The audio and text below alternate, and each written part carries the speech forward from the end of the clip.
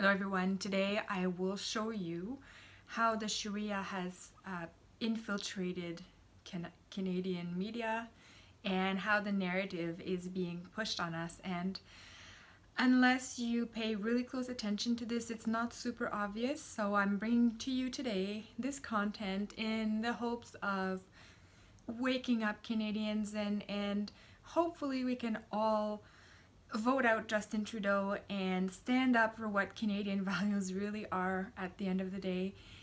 This is not gonna go well for anybody if we keep going down this path. And from what I can see and from what I studied, we are further down than even I thought. So we are more Islamicized in Canada than even I thought a few months ago. The more I look into this, the more scared I am. So I will share this with you and make sure that everybody's scared with me so that we can all collectively do something about it. And again, like I say in a lot of videos, I'm not asking for anybody to do anything violent. I'm not a far-right activist. I'm just standing up for Canadian values, that the traditional values that we have in Canada that built this country. I'm not advocating for anybody to go out and punch Muslims. That's not at all what this is. This is really to show you that we need to win in the ideological sphere, and you can only win if you know what's going on. So here goes. What started me into looking into this specifically was last week there was an article. There was a series of them. I think the Star had one, Global. I can't remember all the articles, but I'm going to post them in the description. But what happened is there were some graffitis that were spray painted all over Edmonton. So the narrative of the story was tweaked a little bit in favor of the Muslim barbershop owner. So they didn't say that these kinds of graffitis have happened all over town since, I believe it's since November. This one happened on the barbershop's window on December, and I believe it was December 1st. And what happened is somebody spray painted in red a swastika, and they actually said no more Muslims. So I mean, they're probably actually real far-right people. But what's really funny to me is if they knew their history, they'd know that the Muslims and the Nazis were actually allied. So if you want to intimidate a Muslim, maybe Nazism is not the right way. So anyways, the barber shop after that decided to throw a fundraiser to prevent hate. So it was Cut Hair, Cut Hate, or something like that. And everybody applauded him, and there were even some MPs, local MPs that went, and okay, you're all gonna say, Julie, but that's such a nice thing that he did, he's trying. Okay, yes, I don't know the motivation, and I can't say that I fully trust it. I'm a little bit on guard when I see that, especially since in the article the barbershop owner himself says he didn't want to do that. It makes me think maybe there's somebody inciting him to do those kinds of things to appear nice in public, to protect the image of Islam. Again, even though this was a hate crime that targeted multiple people, it's not just a Muslim, it targeted a daycare, and there was another store part of that strip mall, and all of them got graffitied with this far-right graffiti, whatever that was, I don't even know. But they were all targeted. And also a bus stop, like those little bus huts that they have at the bus stops, those ones were also targeted all across Edmonton. So you know what? It's a series of graffiti. But they, instead of the press being truthful and just saying there's a whole bunch of graffiti and all that, they did do a big deal about how this one Muslim was attacked, and they turned it into race. So I can't believe that we have to say that again in 2019, and that I have to make a video, but here goes. Islam is not a race. It's not a race. See, I can say the Shahada and I become a Muslim. I didn't change race or anything like that. A black person can say the Shahada and become a Muslim.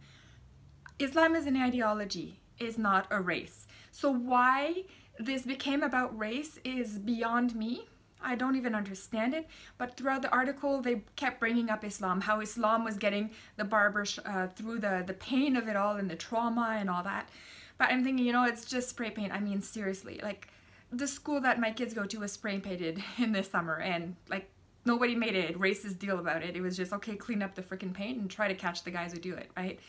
But I don't like how that every time it is about Islam, they turn it into race. And this is because they want to conflate Islam with racist because there are a lot of race motivated crimes out there. So if they can kind of like tack Islam onto that, they can be even more victimized in their religion. So they can claim to be a victim anytime something racist happens, but also anytime something against their religion happens. So they can play two cards with kind of one thing, right?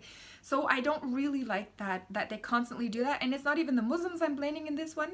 I am blaming Canadian media, who's not educating themselves about this, who's being paid off by the Prime Minister and his Liberal government, and who are pushing these narratives onto us. And it's not very obvious to see. So anyways, that's just the starting point. This barber, I started looking into it and trying, what I was doing research on is, if there are hate crimes against other groups than Muslims, are they as predominant in our media? So I took the example, there was last month, so in December, there were, no, sorry, it was in November 12th, there were 4 Jewish teenagers that were attacked in the streets of Toronto, and they were just walking in, a group of people they don't know attacked them. So I started reading about that, and this is where I got into all of this. So I'm gonna just bring up this article that I found, and it's from pressreader.com. I've never heard of that before. I don't know if you guys know about it, but anyhow, in this article they go on to describe how there is a potential rise in anti-Semitic attacks in Toronto, and I'm thinking, yeah, that would make sense. If you bring in a large population of Muslims, you're gonna have anti-Semitic attacks because Islam does not like Jewish people. So what really got my attention in that article is that there's a guy that was named in that article, and hold on, I have a paper right over there, just give me a sec. Oh. Okay, sorry. His name is Mohamed Hashim. So this guy, Mohamed Hashim, was named in that article about the Jewish people, and he was saying that it was, he noticed a rise in attack on race-based crime and hate crimes, and he blames it on the far right. And I'm thinking, wait a sec, that doesn't even make any sense. Like, we don't have a predominantly far right group here in Canada. We have like the far right fringe, like those random small organization of guys that go around and are super racist. Okay, I could see that, but we don't actually have like an organized far right movement in Canada. And to me, that just didn't make any sense. So when I looked into this more, I'm thinking, why would this be part of the narrative? Like, why, how do they know the far right activists do this? They don't even know who it is yet, or they know and they're not telling us. That's another possibility. But in the case of the 4 Jewish boys, they have one person in custody. I suspect they're not giving them the name because that's probably a minor, but they do have a suspect in custody. So they made sure to blame the far right. So I thought, wait a second, Mohamed Hashim, that sounds so familiar. Where did I hear that before? And I Googled him, and sure enough, he is the guy behind, I don't know if you guys remember the hijab hoax back in January 2017, where that little girl claimed that she had a Asian guy attack her and tried to cut off her hijab, and it actually turned out to be a hoax. Well, before it was revealed that it was a hoax, Mohamed Hashim was right in there making comments about how we have to fight Islamophobia. So he's like, he was like hired by the Muslim community to come in and speak about that. Because he was mentioned in the articles. And then Mohamed Hashim shows up again in the Danforth attack. So after the shooting rampage in Danforth that claimed the lives of 2 women in Toronto streets again, Mohamed Hashim is the guy that came out with that article. Do you guys remember that article where he's like, oh yeah, like he was such a good guy, but he was like mentally ill and the family tried to do everything and they just completely hid that it had any Islamic ties at all. So on the Muslim side, you have Mohamed Hashim from I'm just gonna look where he's from. He's from a group called Urban Alliance on Race Relations. And he's controlling the narrative on behalf of the Muslims on one hand, because he's being called in to make press release statements as soon as something happens on the Muslim side. And it's to cover up that there are Muslims or to make other people look bad. So in the hijab hoax, it wasn't to cover up, it was to say, look at how Islamophobic everybody is around me, right? That was the narrative. And then the hijab hoax turned out to not even be true. And of course, there was no more press releases after that. But you know, in the case of the Danforth, that's exactly what he did. He covered up any Islamic ties, and he covered up that there could be a problem with Islam. Now, this Mohamed Hashim is showing up on behalf of the Jews too. And knowing the Islamic doctrine, like I know, I've read the Quran, I've read the Hadith, a lot of people who follow my videos know this.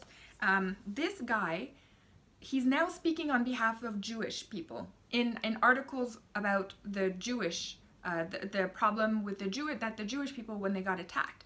He's actually speaking there, and he blames the far right. Now, why this is also interesting is because I went on the site of that association here, the Urban Alliance on Race Relations. I went on their website and I started reading a couple articles, and they did have a hit piece on Faith Goldie in there. They call her far right and fascist.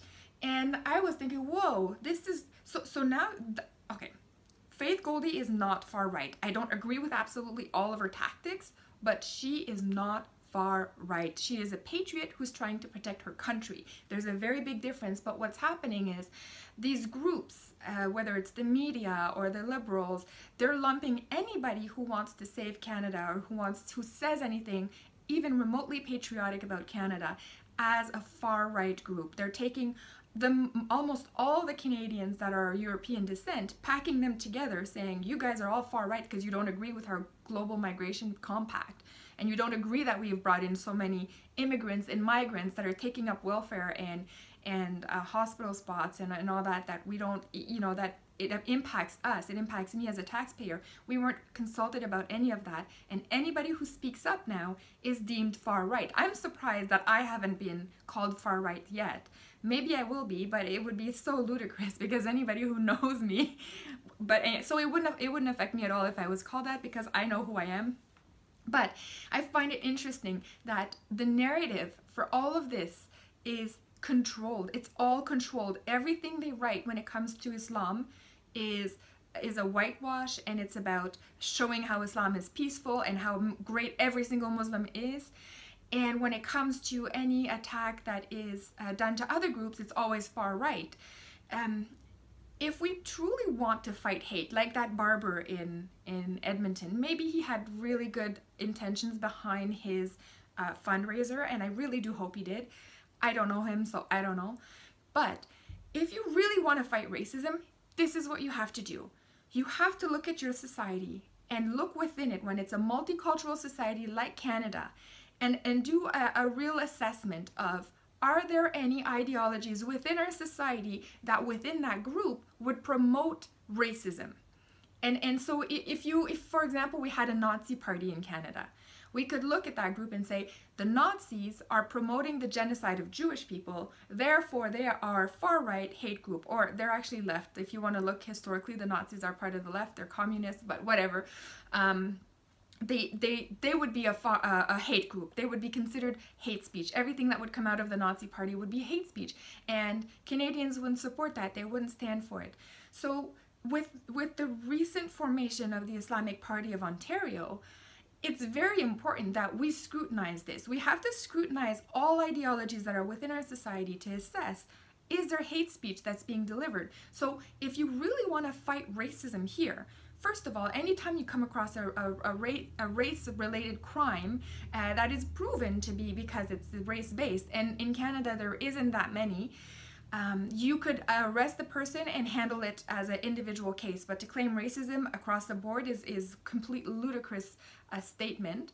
But then, if you want to actually fight racism, like prevent it, right? That's what fight racism is prevent it before it happens, or else what are you going to do? You're just going to jail people? It doesn't make sense. Fight is to go in before it happens and see what we can do to prevent it.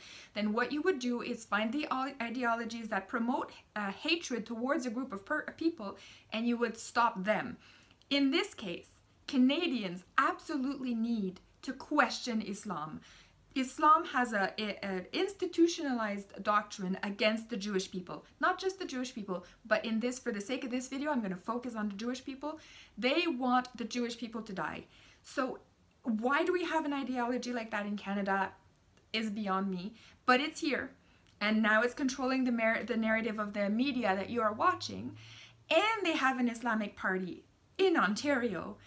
And they're bringing in more people that are part of that ideology, what's going to happen to Canada if we don't fight back now? If we don't go in and say, we want the mosques to be under surveillance. We want to know everything that happens at Friday prayers because we want to know what's going on in there. I mean, I'm filmed every day I go to work. I get audited all the time. Why don't we do that for ideologies that have a potential or an institutionalized hatred for a group of people? And that ideology is here within Canada. That's what we need to do.